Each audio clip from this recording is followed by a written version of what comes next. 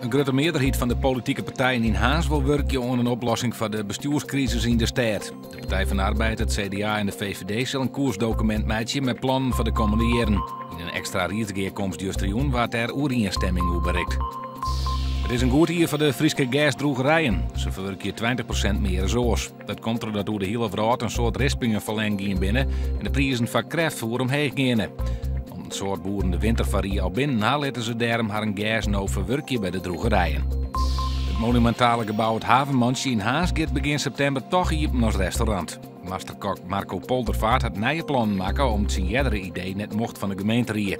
Eerst gaat het restaurant iepen, later wil de kok een grote serre ombouwen. De volslijne gouden Olympische oefening van Epke Zonderland is nijmaken in Lego. Het filmpje is te zien op YouTube. Bij de Lego-oefening is ook het commentaar te jaren van Hans van Zetten. En hij staat!